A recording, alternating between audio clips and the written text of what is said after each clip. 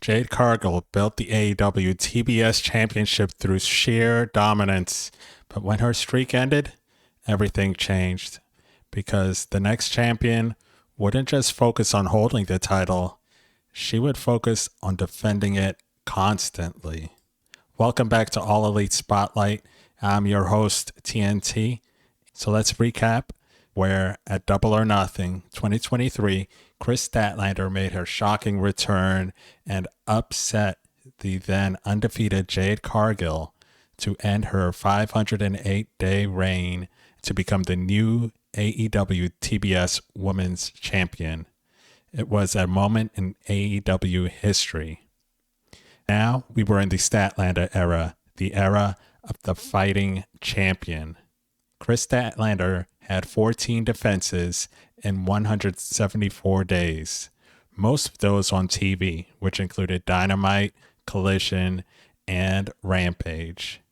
So some of her featured opponents were Ruby Soho, Britt Baker, and even a rematch with Jade Cargill. Statlander didn't extend a streak, but what she did do, she proved the title could survive constant competition. I mean, that was really the meat of her title reign. It wasn't just about having the title, walking around with it, showing it off. She wanted to be known as a fighting champion, not so much focused on the longevity of her reign, which obviously she hoped it would go on as long as possible. But her main focus was being that fighting champion. I mean, from her surprise return back at Double or Nothing and ending Jade's streak, I mean, the crowd exploded. So the reign was already off to a pretty exciting start. And you could tell that the momentum was going to be different. It was going to be a total different feel to this title reign from what we had experienced with Jade, which was just a controlled and completely dominant run. This was going to be more exciting, something new, and we were going to, for the first time, have a TBS champion that was not Jade Cargill. So the second AEW TBS champion, Kris Statlander, started off being an immediate fighting champion. Her first opponent was Nyla Rose. She quickly went on to the likes of Anna Jay and Taya Valkyrie. I mean, there was no protection in regards to who she was going to face, when she was going to face an opponent. She was facing all comers. So basically an open challenge situation. So whereas the TBS title previously was a showcase at special events, it was now on TV nonstop. Where Jade ruled through her aura and her presence, Statlander ruled through activity and just being constantly a defending and fighting champion. She was basically the workhorse and created a workhorse era for that title comparatively to what we had before. Collision became her platform, and the TBS title no longer felt like a secondary title. It was on TV all the time. It was being defended at pay-per-views. She took on all comers and put them down in strong fashion. Her match quality was not to be questioned. And so you went from seeing basic squash matches for the TBS title to seeing prolific wrestling greatness, really, in the ring every time that Statlander defended it, which, again, was constantly. So that's basically how it went through the entire beginning of her reign, from the spring through the summer. And then as we're getting into late fall, that's where she proved that it wasn't just luck that landed her that title. Because in that stretch, she faced Jade in a rematch that was Jade's best match to date.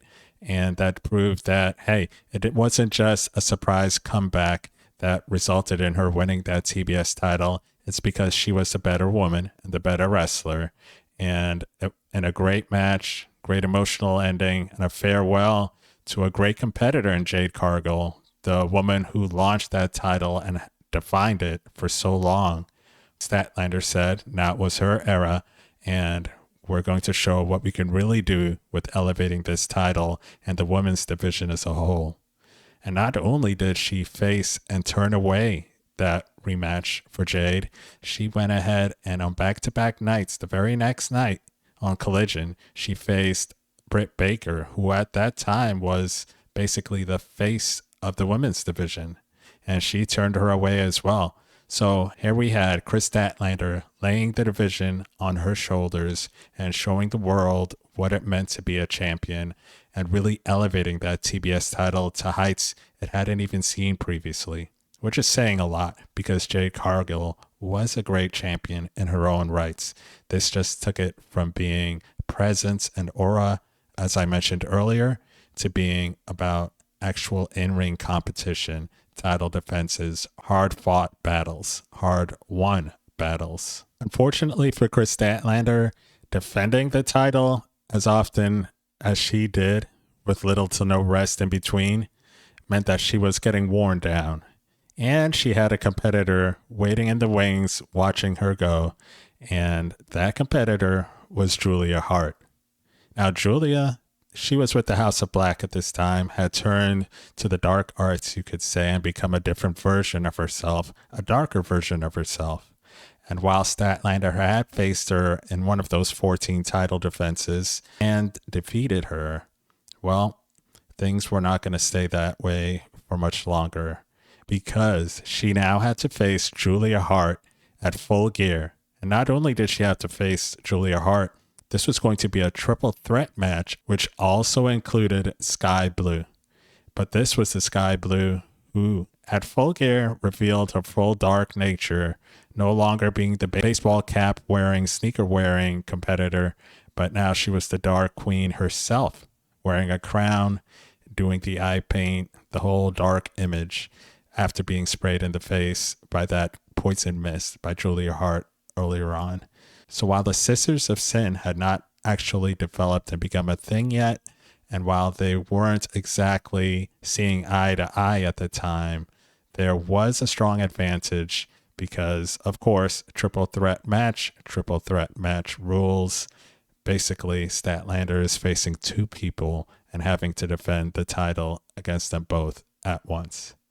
And this is where the reign of Statlander ends. The workhorse era ends, and we move into a new, darker era of the TBS title, because it was Julia Hart who walked out of Full Gear with the title win.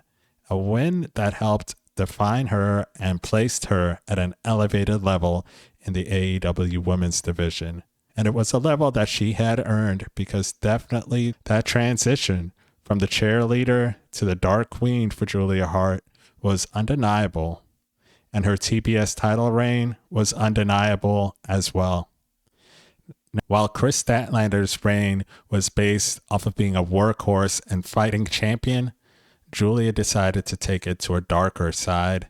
Her reign was more defined by presence and character than anything else. So while she did defend her title, it was for a total of 7 times and 155 days. Not as prolific as either of the previous champions, but she did hold on to the title, and she did elevate it as well, this time through strong character work and strong presence. So Julia was able to create the house rules. So this allowed her to create a whole level of intrigue to the TBS title. The house rules basically meaning that she made her own rules that would help favor her for each and every match and would put the challenger at specific disadvantages. Her challengers included the likes of Lady Frost, Abaddon, Anna Jay, Robin Renegade, so not a who's who list like the previous 2 champions, particularly Statlander, but she did have a great reign because it was entertaining. People loved her as champion, her aura, her presence. Again, it was going towards more character-wise, character work than it was ring work. And that's not to say that Julia was not great in the ring as well, because she did hold her own in there, and she did have good quality matches as well. But the emphasis, just again, was taking off of the ring work and was more character-driven, and it showed the dark side of the AEW women's division and who ruled over that dark side. So in comparison, who do you think was the greater champion so far?